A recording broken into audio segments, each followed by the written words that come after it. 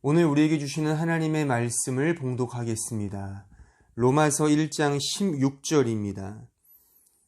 내가 복음을 부끄러워하지 아니하노니 이 복음은 모든 믿는 자에게 구원을 주시는 하나님의 능력이 됨이라. 먼저는 유대인에게요 그리고 헬라인에게로다. 아멘. 로마서 강의 15번째 시간입니다. 오늘은 지난주와 동일한 이 16절의 말씀을 가지고 복음, 하나님의 능력이라는 제목으로 하나님 말씀을 증거하겠습니다. 우리는 지금 로마서에서 가장 중요하다고 자타공인 인정되고 있는 16절 그리고 17절에 와 있습니다.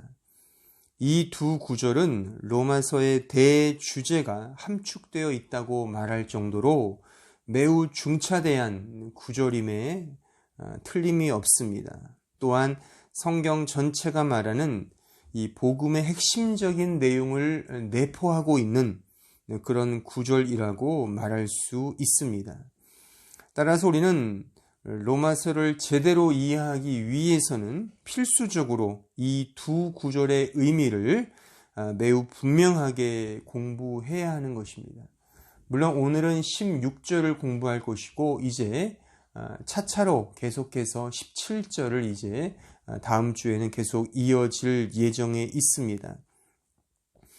이 두 구절을 명료하게 깨닫고 이해한다면 향후 이어지는 로마서 전체에 대한 이해를 더욱 분명하게 다질 수 있을 것이라 기대합니다. 따라서 그 어느 때보다도 더 집중해서 오늘 말씀에 임해 주시길 당부드립니다. 사도 바울이 지금 16절까지의 내용 속에서 본 서신서의 수신자들인 로마의 성도들과 그리고 지금 시대는 좀 다르지만 지금 이 시대를 살고 있는 지금 이 현대 우리 교인들에게 전하고 가르치고자 하는 핵심적인 내용은 복음이란 무엇인가 하는 주제입니다.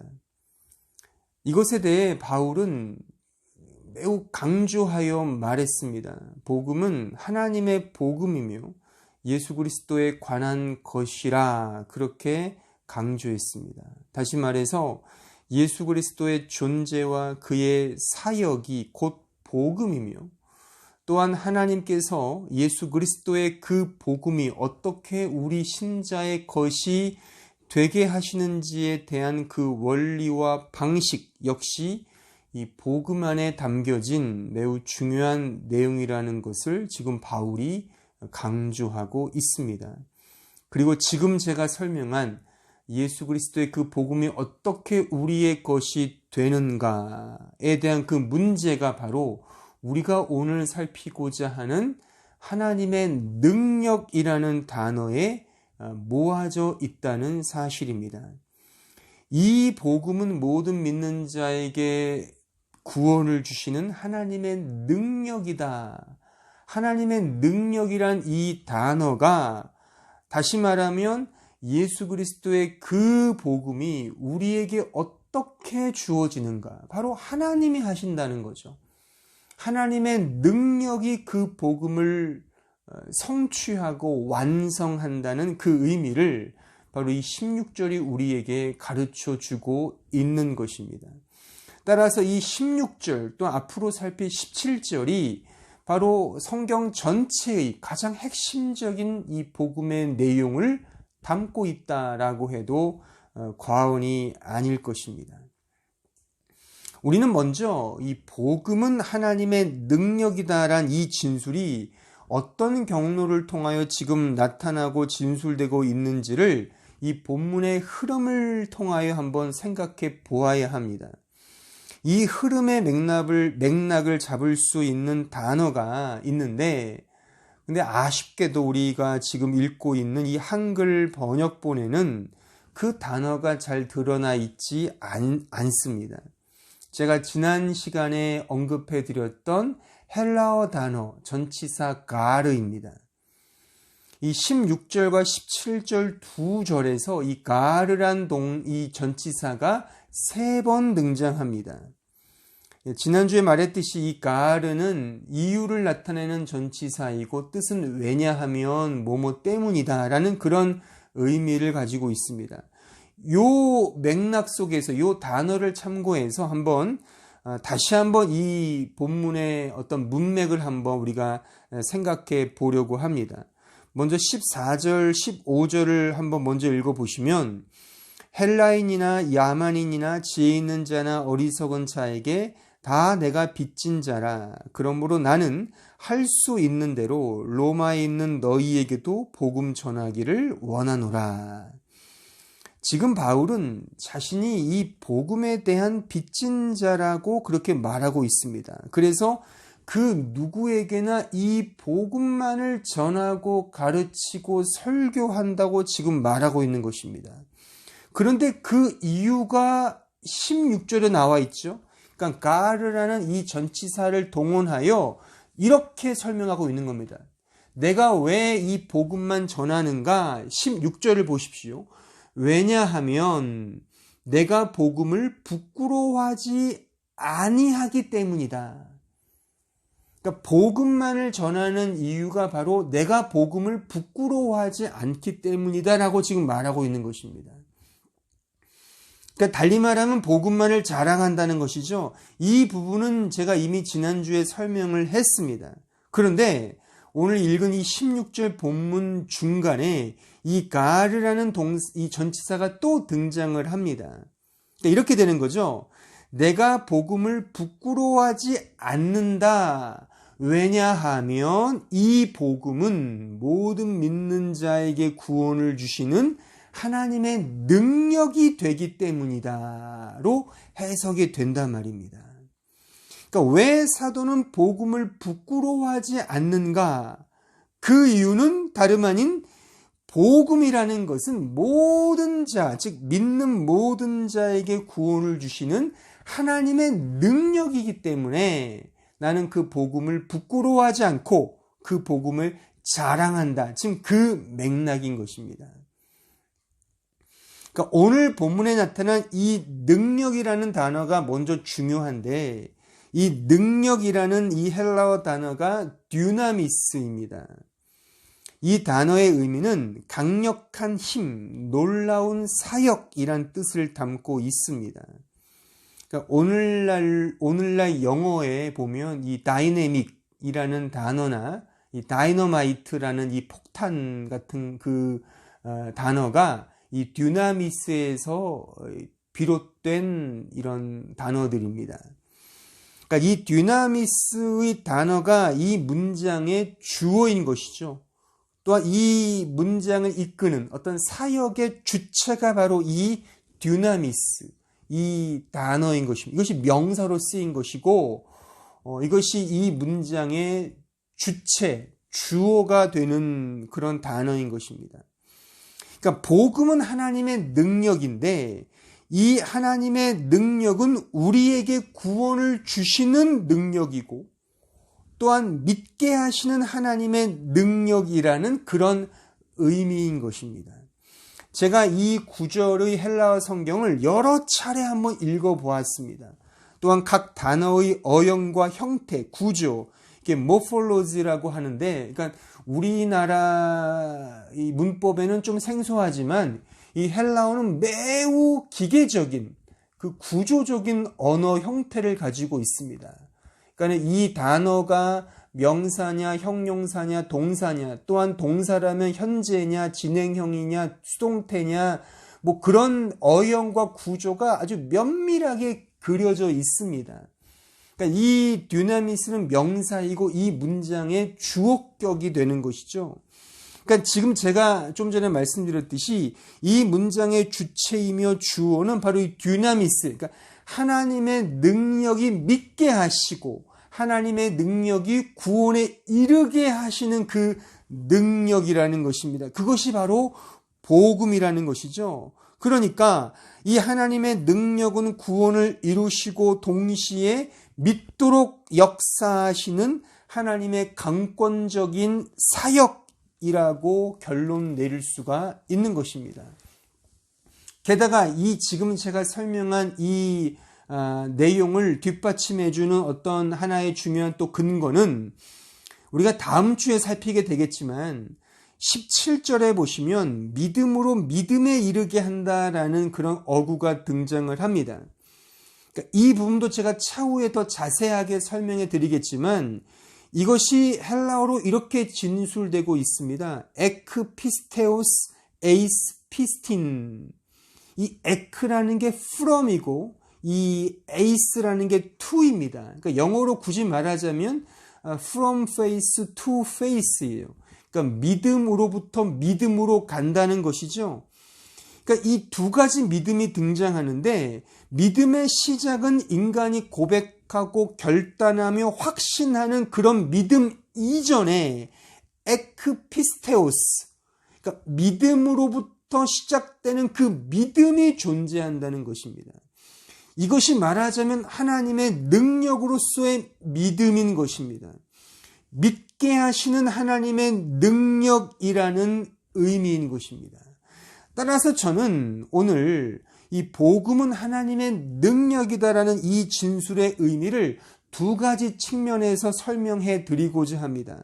첫 번째는 믿게 하시는 능력으로서의 복음, 두 번째는 구원하시는 능력으로서의 복음, 이렇게 두 부분으로 나누어서 살필 것이고, 특별히 부연하자면 전자는 신자 개인의 내적 변화, 이를테면 중생과 돌이킴 등에 초점이 맞춰져 있다면 후자는 각 개인을 포괄하여 복음이 가져다주는 죄와 사망으로부터의 변화, 하나님의 통치 등을 의미한다 하겠습니다. 이제 이 두 가지를 하나하나씩 좀 주의 깊게 우리가 따져보도록 하겠습니다. 첫 번째, 이 복음은 하나님의 능력인데 그 첫 번째, 믿게 하시는 능력이라는 것입니다. 신자가 가지는 믿음의 시작은 신자로부터 시작되거나 출발하지 않습니다.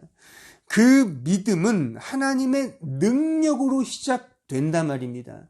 오늘 본문으로 말하면 이 복음은 모든 믿는 자에게, 이것을 달리 말하면 믿게 하시는 하나님의 능력이라는 거죠. 믿게 하시는 하나님의 능력. 데살로니가 후서 2장 13절로 14절에 보시면 주께서 사랑하시는 형제들아, 우리가 항상 너희에 관하여 마땅히 하나님께 감사할 것은 하나님이 처음부터 너희를 택하사 성령의 거룩하게 하심과 진리를 믿음으로 구원을 받게 하심이니 이를 위하여 우리의 복음으로 너희를 부르사 우리 주 예수 그리스도의 영광을 얻게 하려 하심이니라. 여기서 믿음으로 구원을 받게 하심이니에서 믿음으로가 이 헬라어 성경에 보면 엔피스테이입니다. 이 엔도 전치사예요. 그러니까 뭐뭐 안에, 그러니까 전치사 인이라고 할 수 있죠. 그러니까 이 엔이라는 전치사에 이 피스테이가 걸려 있는 겁니다. 그러니까 직역을 하자면 믿음 안에서란 뜻이 되는 거예요. 그러니까 믿음 안에서 구원을 받게 된다는 것이죠. 그러니까 이것은 이런 의미가 되는 거죠. 신자가 능동적으로 믿는다는 의미이기보다는 믿음 안에서, 즉 믿음이라는 하나의 도구, 통로, 과정을 통해서 구원을 받는다는 그런 의미가 되는 것입니다.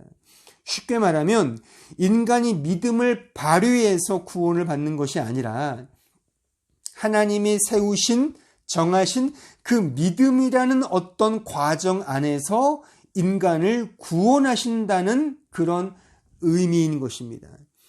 그래서 성경은 이 믿음을 가진 신자를 논할 때 다시 태어난다라는 중생의 의미와 함께 잘 가르치고 그렇게 설명되고 있다는 사실입니다. 요한복음 1장 12절에 한번 가보시면 13절까지 보시면 영접하는 자 곧 그 이름을 믿는 자들에게는 하나님의 자녀가 되는 권세를 주셨으니 이는 혈통으로나 육정으로나 사람의 뜻으로 나지 아니하고 오직 하나님께로부터 난 자들이니라. 그러니까 그러니까 12절까지만 보면 영접하고 그 이름을 믿는 자들, 뭔가 믿는 자가 주체가 되고 능동적인 것 같지만 전혀 그런 것이 아닙니다.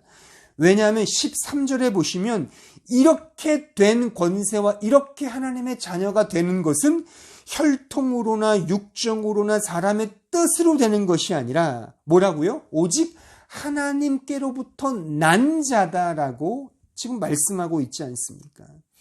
그러니까 믿음이라는 것은 인간이 노력해 되는 것이 아니라 오직 하나님으로부터 주어진 새 생명이 심겨진 자가 곧 믿음으로 구원을 받는다는 그런 의미인 것입니다.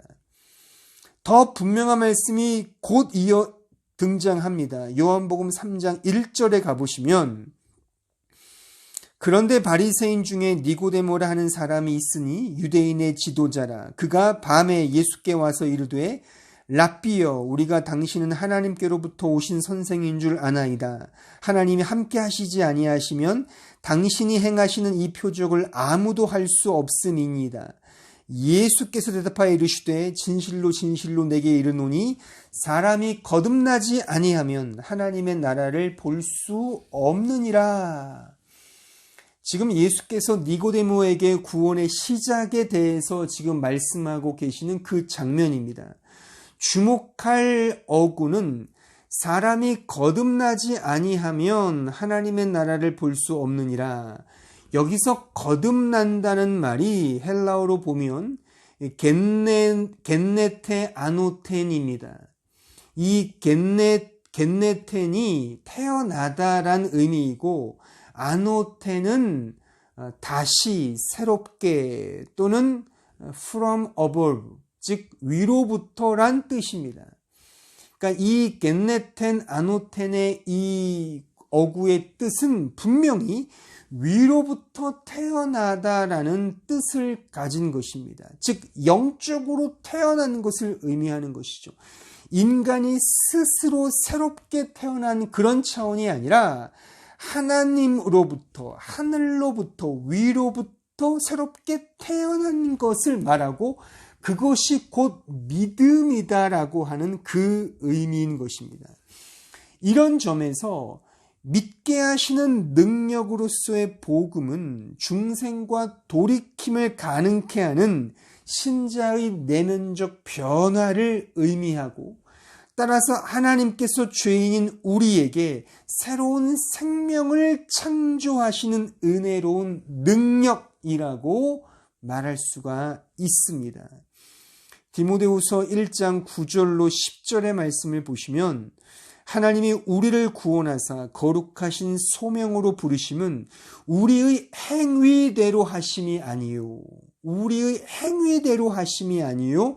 오직 자기의 뜻과 영원 전부터 그리스도 예수 안에서 우리에게 주신 은혜대로 하심이라. 이제는 우리 구주 그리스도 예수의 나타나심으로 말미암아 나타났으니 그는 사망을 패하시고 복음으로써 생명과 썩지 아니할 것을 드러내신지라. 어떻게 드러내신다고요? 어떻게 그 생명과 썩지 아니할 그 생명을 드러내신다고요? 바로 우리 구주 예수 그리스도 안에서 말이죠. 그러니까는 이 겐네테 아노텐과 같은 말이죠. 위로부터 주어진 생명이고 이것이 중생이며 이것이 거듭남이고 이것이 말하자면 우리에게 구원을 주시는 하나님의 능력이라 그 의미인 것입니다. 예수 그리스도 안에 있는 영원한 생명을 복음으로써 우리에게 주셨다는 그 말씀인 것입니다. 이 말씀을 예수님은 친히 이렇게 말씀하셨습니다. 요한복음 6장 47절에 보시면 진실로 진실로 너에게 이르노니 믿는 자는 영생을 가졌나니 내가 곧 생명의 떡이니라. 너희 조상들은 광야에서 만나를 먹었어도 죽었거니와 이는 하늘에서 내려온 떡이니 사람으로 하여금 먹고 죽지 아니하게 하는 것이니라. 나는 하늘에서 내려온 살아있는 떡이니 사람이 이 떡을 먹으면 영생하리라. 내가 줄 떡은 곧 세상의 생명을 위한 내 살이니라 하시니라. 주께서 우리의 생명이 되시기 위해서 십자가에 자신의 육체를 내어주시는 그 사실을 지금 이 말씀 속에서 언급하고 계시는 것입니다. 그래서 그 육체이신 예수님을 믿는 자는, 지금 읽은 이 말씀, 이 구절의 표현대로 하자면 먹는 자는, 그 예수님의 떡, 그 예수님 육체를 먹는 자는, 믿는 자는 영생할 것이다. 그렇게 말씀하고 있는 것입니다. 예수 안에 생명이 우리 신자의 생명의 근원이 된다는 그런 말씀인 것입니다. 따라서 이 세상에서 숨쉬고 살아있다고 해서 진정한 생명을 가진 자라고 보시면 곤란합니다. 그러니까 살아있다고 살아있는 자가 아닌 것이죠.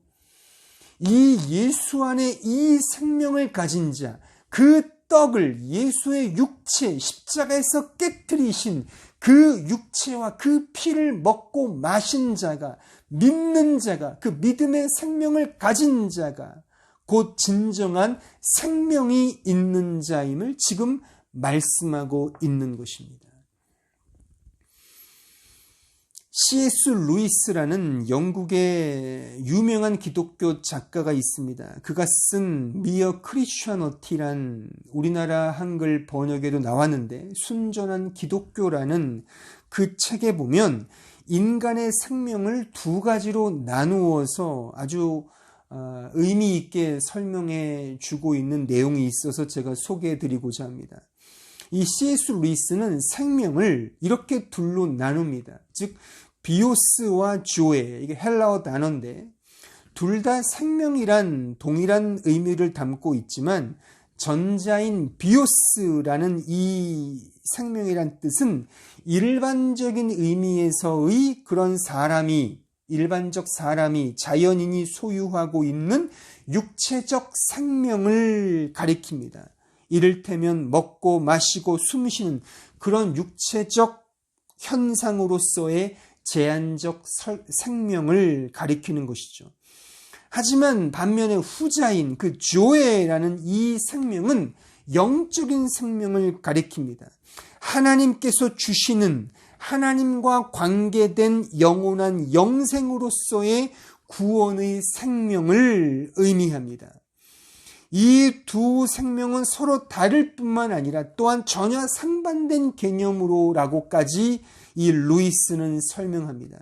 즉 비오스적 생명은 근본적으로 인간 자신이 중심이 되는 생명이라면 이 조에라는 이 생명의 의미는 하나님과 타인을 향해 가지는 생명, 하나님을 사랑하고 타인을 사랑하는 그런 거듭난 생명을 의미한다고 이 C.S. 루이스는 그렇게 설명합니다. 그러니까 루이스가 말한 이 조회의 생명, 이 조회적 생명이 곧 하나님께서 각 신자의 영혼 속에 부여해 주신 중생과 돌이킴의 변화를 낳게 하는 참된 생명인 것입니다. 이것이 믿게 하시는 능력으로서의 하나님의 복음인 것입니다. 두 번째, 구원하시는 능력으로서의 복음입니다. 구원하시는 능력으로서의 복음은 타락한 인간 개인뿐만 아니라 이 세상을 지배하고 통치하고 있는 죄와 사망의 권세로부터 자신의 백성을 되찾아 구원하시는 하나님의 은혜로운 능력을 의미합니다. 에베소서 2장 1절에 가보시죠. 그는 허물과 죄로 죽었던 너희를 살리셨도다. 그때 너희는 그 가운데서 행하여 이 세상 풍조를 따르고 공중의 권세 잡은 자를 따랐으니 곧 지금 불순종의 아들들 가운데서 역사하는 영이라. 전에는 우리도 다 그 가운데서 우리 육체의 욕심을 따라 지내며 육체와 마음에 원하는 것을 하여 다른 이들과 같이 본질상 진노의 자녀이었더니 국률이 풍성하신 하나님이 우리를 사랑하신 그 큰 사랑을 인하여 허물로 죽은 우리를 그리스도와 함께 살리셨고 너희는 은혜로 구원을 받은 것이라. 또 함께 일으키사 그리스도 예수 안에서 함께 하늘에 앉히시니 이는 그리스도 예수 안에서 우리에게 자비하심으로써 그 은혜의 지극히 풍성함을 오는 여러 세대에 나타내려 하심이라. 그러니까 인간은 본래 타락하여 그 죄와 사망의 종이었고 마귀와 사탄의 자식이었습니다. 창조주 하나님을 하나님으로 알지 못하고 거짓된 자로서 불순하고 더러운 자로 이 세상을 살아가는 자가 바로 타락한 인간, 바로 우리였던 것입니다. 이 부분을 주님은 이렇게 더욱 실감나게 우리에게 가르치고 계십니다. 요한복음 8장 34절에 가보시면 예수께서 대답하시되 진실로 진실로 너에게 이르노니 죄를 범하는 자마다 죄의 종이라. 보십시오. 죄의 종이라. 종은 영원히 집에 거하지 못하되 아들은 영원히 거하나니 그러므로 아들이 너희를 자유롭게 하면 너희가 참으로 자유로우리라. 우리는 모두 죄의 종이었습니다. 그래서 참된 자유가 없었던 것입니다. 앞서 말했던 그 비오스적 생명을 지녔다고 진정한 생명이 있는 자라고 생각하시면 대단히 큰 착각인 것입니다. 하나님으로부터 주어지는 그 조회적 생명이 없는 인간은 세상과는 전혀 세상과 이 죄의 종인 것임을 우리는 꼭 명심해야 하는 것입니다. 바로 이런 자가 가장 불행한 자인 것입니다. 다른 자가 불행한 자이겠습니까? 바로 이 비오스적 생명에만 만족해 하는 자, 조회적 생명을 모르는 자가 바로 이 세상에서 가장 불쌍하고 불행한 자인 것입니다. 따라서 이런 불행한 인간에게 가장 복된 선물은 무엇이겠습니까?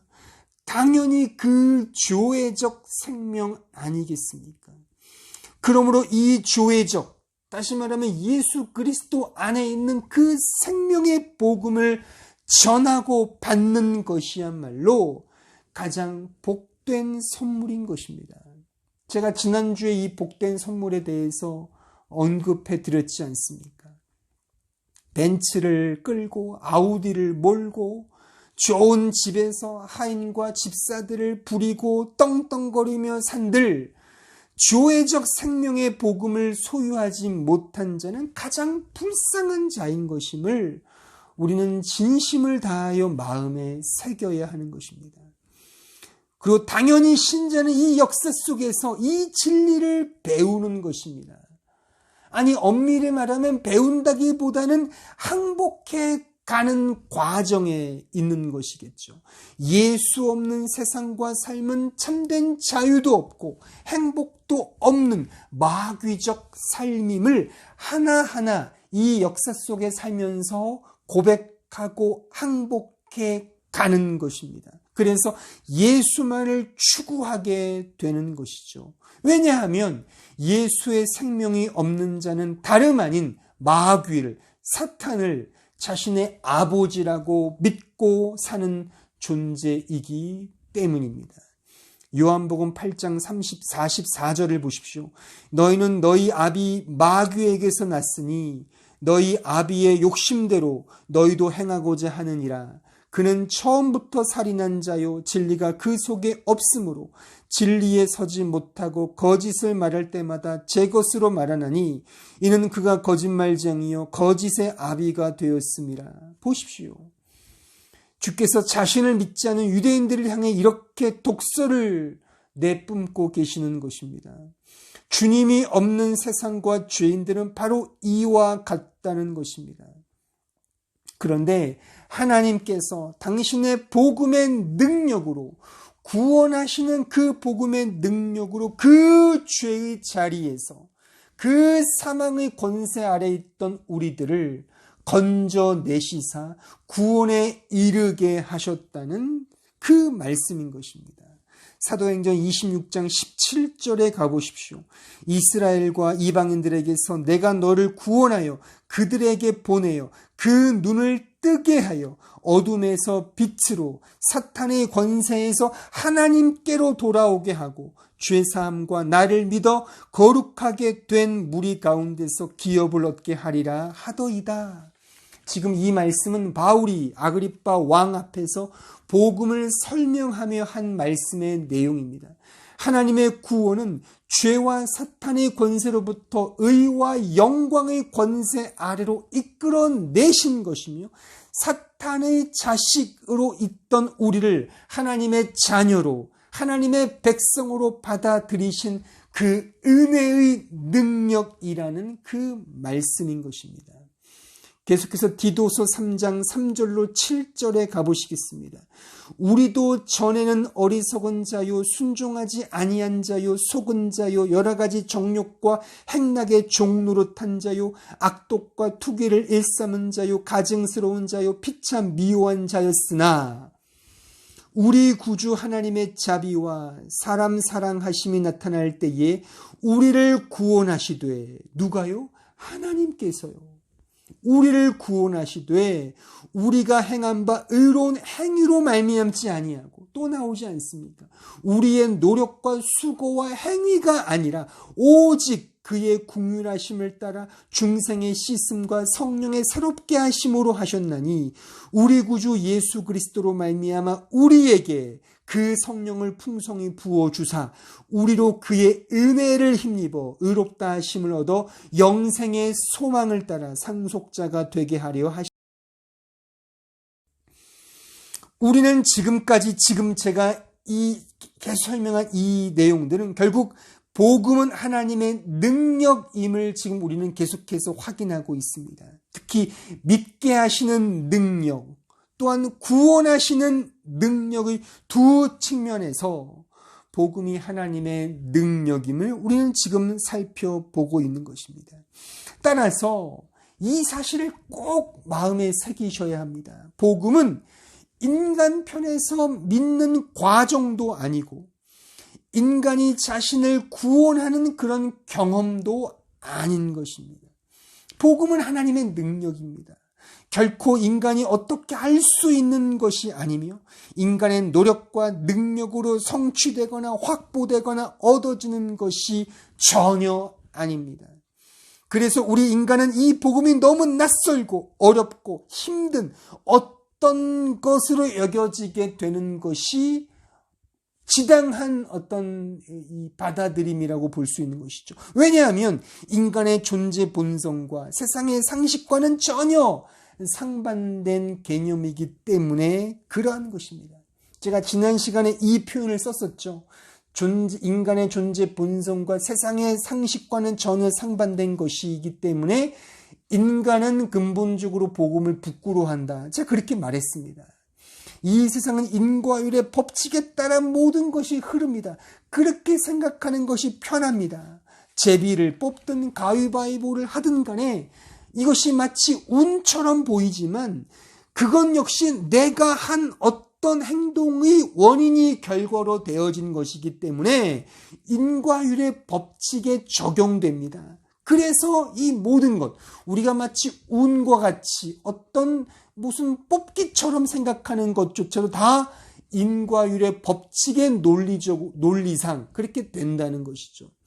근데 이 법칙, 인과율의 법칙, 인간의 노력, 인간의 행위, 이 가장 보편적인 이 세상의 상식을 뛰어넘는 그것과는 전혀 상반된 딱 하나가 있는데 그것이 바로 하나님의 은혜의 복음이라고 하는 사실인 것입니다. 왜냐하면 이 복음은 제가 지금 말했듯이 오직 하나님의 은혜의 능력에 속하기 때문입니다. 그럼에도 불구하고 인간은 이 하나님의 능력의 복음을 자꾸만 인간의 능력으로 하나님이 받으셔야 할 영광을 인간의 영광으로 돌려버립니다. 하나님의 은혜의 능력을 인간의 행위적 능력으로 뒤바뀌어 버리고 하나님의 것을 인간의 것으로 대체시켜 버린다는 것입니다. 로마서 1장 21절에 가보시죠. 하나님을 알되 하나님을 영어롭게도 아니하며 감사하지도 아니하고 오히려 그 생각이 허망하여지며 미련한 마음이 어두워졌나니 스스로 지혜 있다 하나 어리석게 되어 썩어지지 아니하는 하나님의 영광을 썩어질 사람과 새와 짐승과 기어다니는 동물 모양의 우상으로 바꾸었느니라. 보십시오. 여러분들은 기독교가 하나의 종교라고 생각하십니까? 물론 학문과 그 연구의 편의상 기독교를 종교의 한 영역으로 분류하는 것 자체를 사실 반대하고 싶지는 않습니다만 기독교는 단순한 종교가 아닙니다. 하나님, 성경, 믿음, 거룩 등과 같은 이런 단어들과 용어들은 단지 교회 안에서만 통용되는 종교적 개념만이 아닙니다. 하지만 인간과 이 세상은 기독교는 하나의 종교일 뿐이고 하나님과 성경 등과 같은 이런 용어들은 기독교인들만이 교회에서만 사용해야 하는 것으로 제한시켜 버린 것이죠.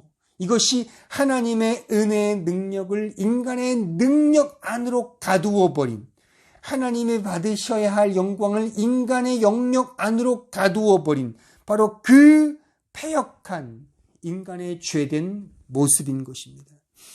이런 차원에서 성경이 말하는 하나님의 능력으로서의 복음 역시 인간이 행해야 하는 어떤 결단과 확신과 노력과 능력의 차원으로 그 복음을 인간은 쉽게 바꾸어 버린다는 안타까운 사실인 것입니다.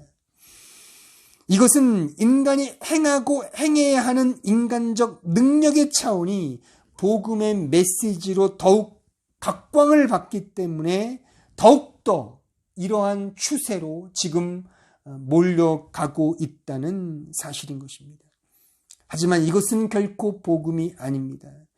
인간이 무엇인가 해야 하는 것, 행해서 얻어야 하는 것, 인간적 노력과 능력이 어떤 식으로든 첨부되는 것, 그것은 결코 복음일 수 없습니다. 복음은 전적으로 하나님만이 행하시는 그의 능력입니다. 한번 잘 생각해 보십시오. 복음이 인간 편에 속한 어떤 것이고 인간이 할 수 있는 어떤 것이며 인간이 인간의 노력으로 수행하고 성취할 수 있는 어떤 것이라면 그것이 과연 자랑할 만한 복된 소식이라고 말할 수 있겠는가?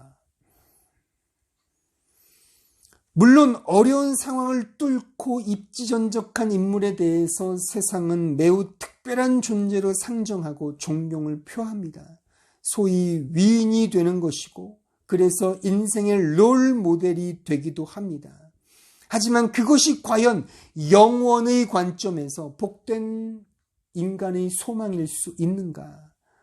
그러니까 이 세상의 이치도 이러하건대 인간이 할 수 있는 것이 복음이라면 과연 그것을 인간이 신자가 영원토록 자랑해야 할 만한 그런 가치가 있겠느냐라고 하는 저의 질문인 것입니다.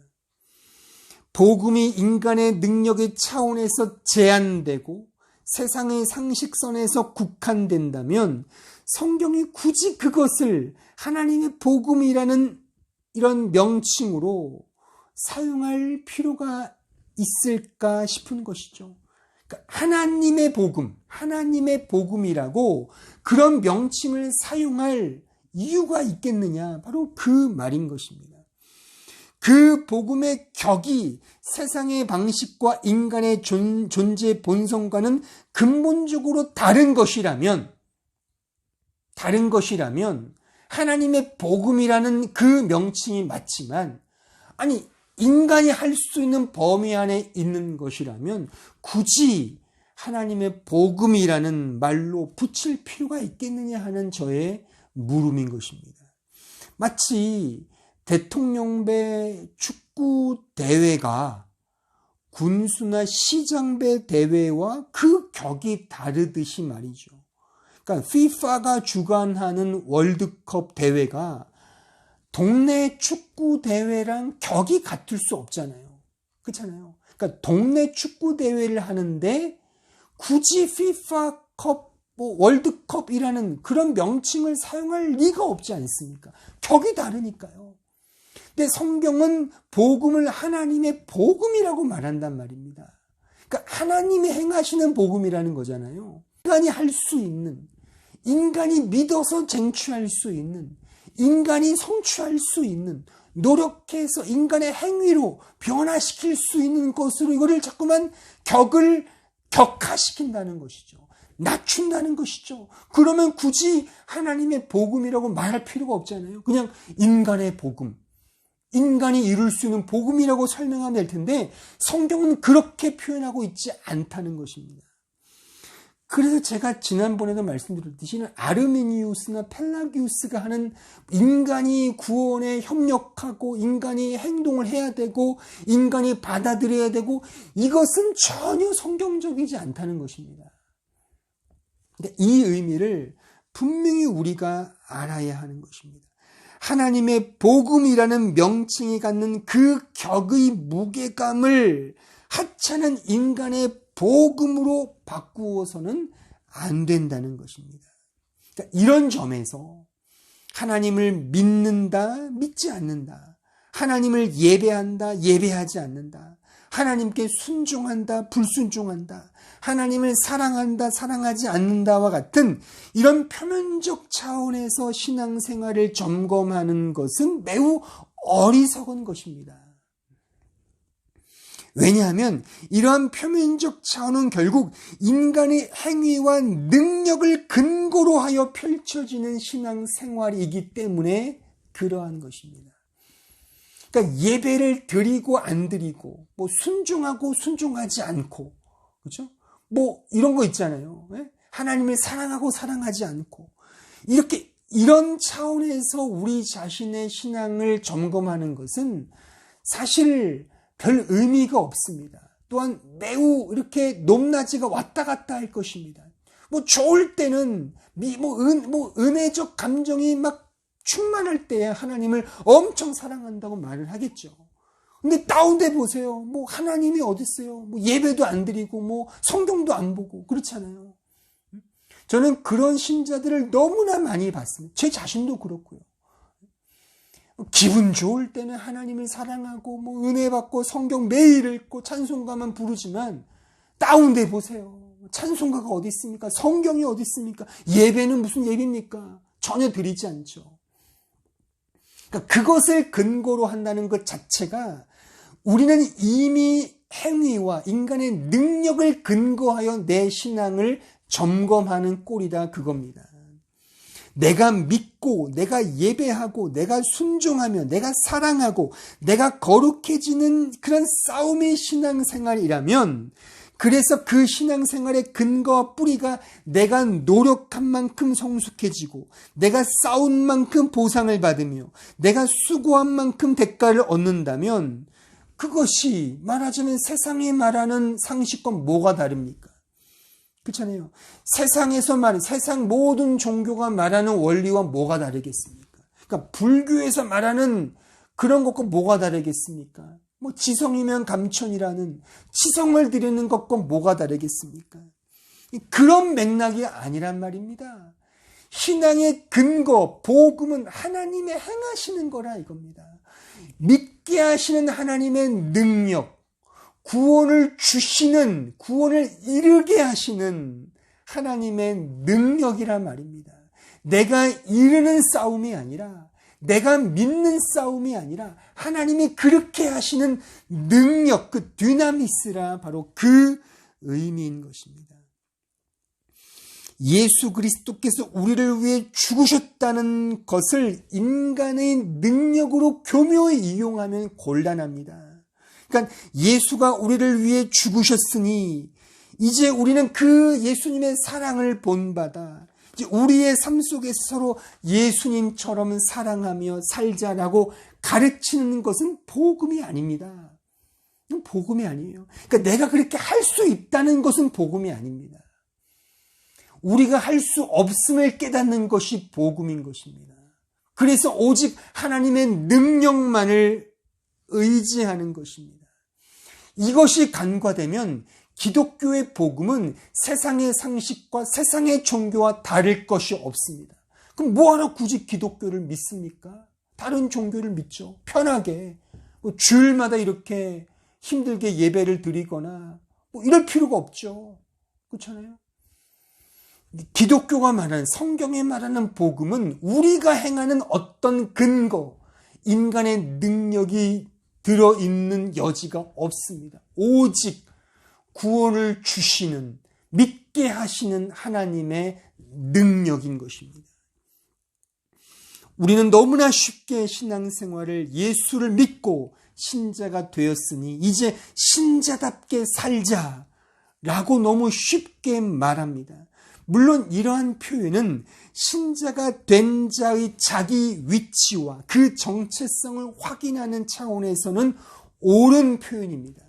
하지만 과연 그렇게 살 수 있느냐의 여부를 따져 물어야 하는 것입니다. 아담과 이브가 선악과를 먹고 난 이후 백보양보해서 선악을 구분 지을 수 있게 되었다 하더라도 그 선악 간의 차이를 아는 만큼 그렇게 살 수 있게 되었느냐 하는 그 문제에 우리는 초점을 맞춰야 하는 것입니다. 우리가 사실 무엇이 옳고 선하고 덕스러운지를 몰라서 못합니까? 다 알지 않습니까? 안다고 해서 그렇게 살아집니까? 정말 그렇게 살아집니까? 전혀 그렇게 되지 않죠. 오히려 절망과 실망과 자신에 대한 부질없음만이 생겨나지 않습니까?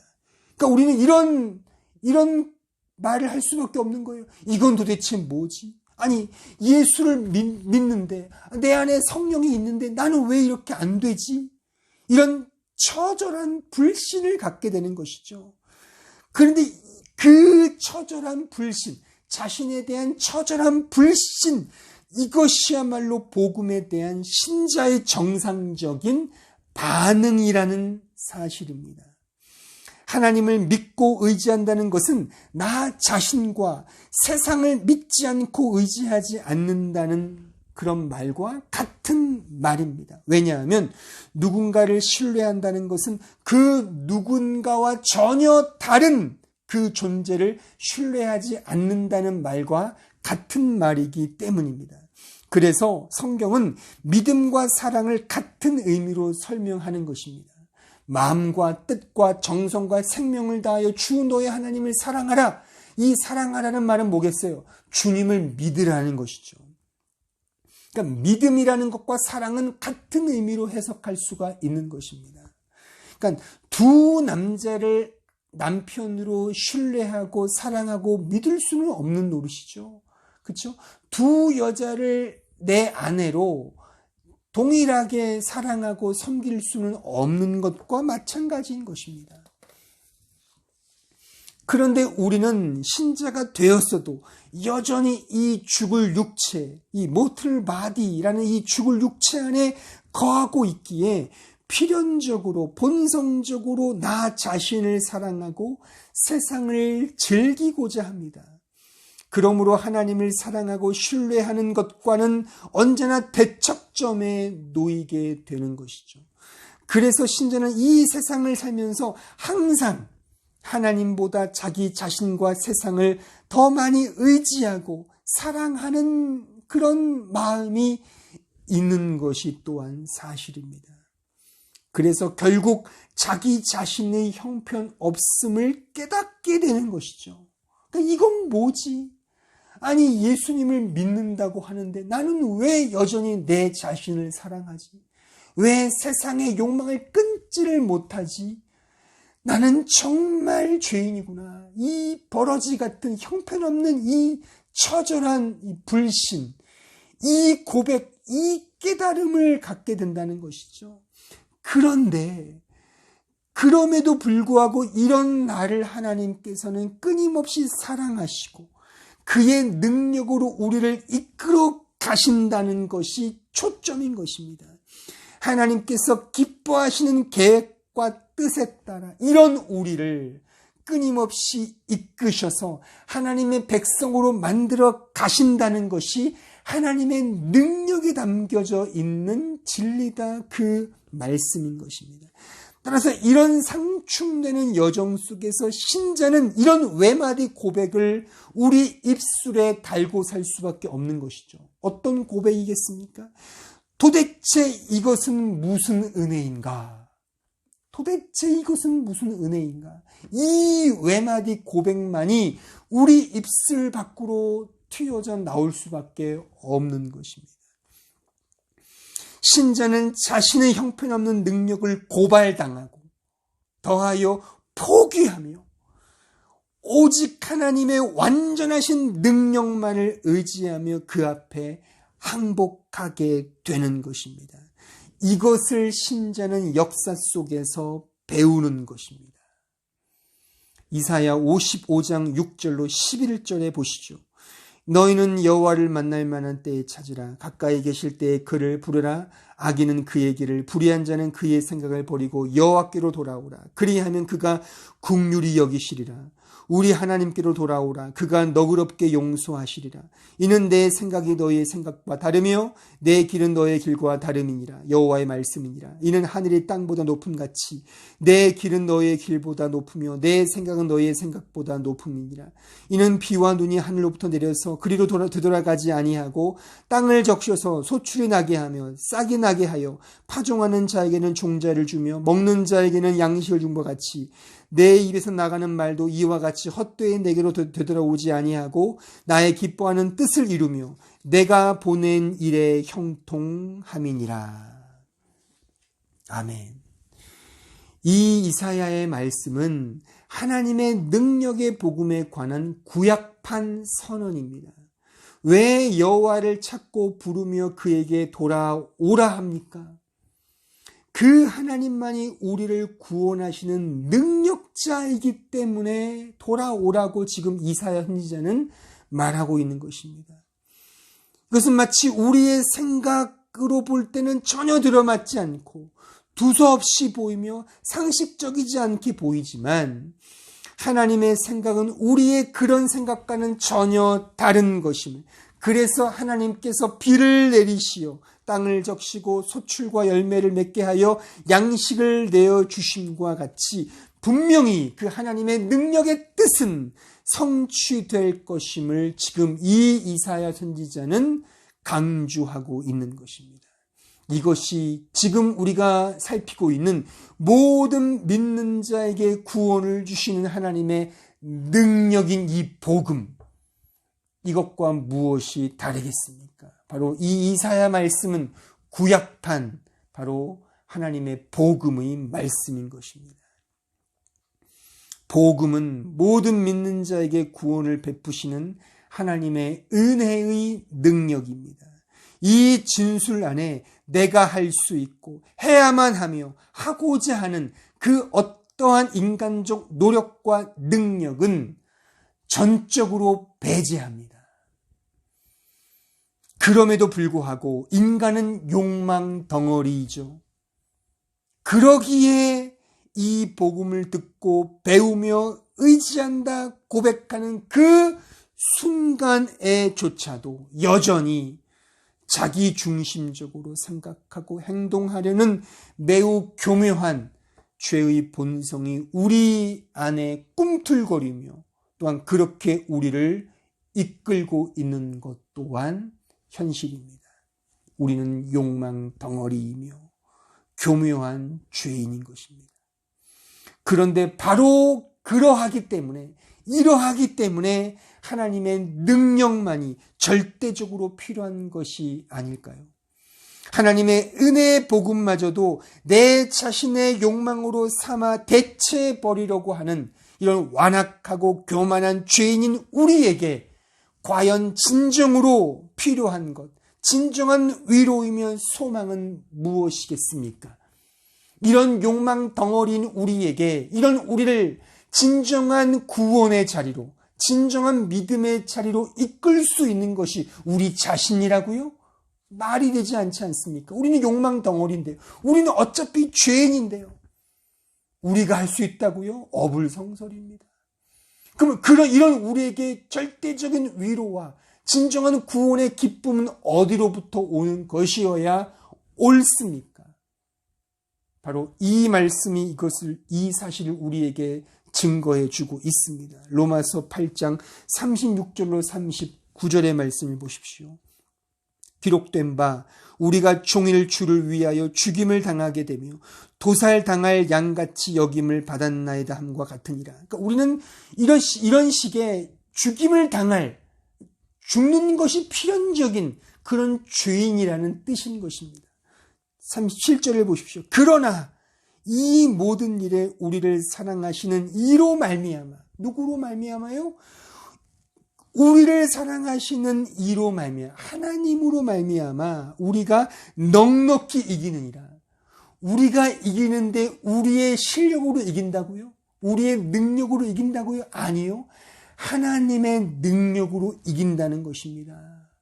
계속 보십시오. 내가 확신하노니 사망이나 생명이나 천사들이나 권세자들이나 현재일이나 장래일이나 높음이나 능력이나 높음이나 깊음이나 다른 어떤 피조물이라도 우리를 우리 주 그리스도 예수 안에 있는 하나님의 사랑에서 끊을 수 없으리라. 이 하나님의 사랑의 능력으로 말미암아 우리가 믿게 되고 구원을 얻게 되며 그 구원의 자리에 서게 되어 나중에 하나님의 보좌 우편에 하나님의 완전하신 그 보좌 앞에 우리가 서게 된다는 것입니다. 우리가 완전해져서가 아니라 하나님의 능력으로 그렇게 된다는 그 말씀인 것입니다. 우리는 능력자가 아닙니다. 아무것도 할 수 없는 단지 죄인일 뿐입니다. 그런 우리를 사랑하시는 하나님 아버지, 그리고 그 사랑을 온전히 이루시는 하나님의 그 능력, 이 복음이 있기에 죄인인 우리에게도 여전히 생명이 있는 것이 아닐까요? 다 같이 기도하겠습니다. 오늘 말씀을 기억하면서 우리의 능력이 아닙니다. 우리의 자랑이 아닙니다. 우리의 믿음이 아닙니다.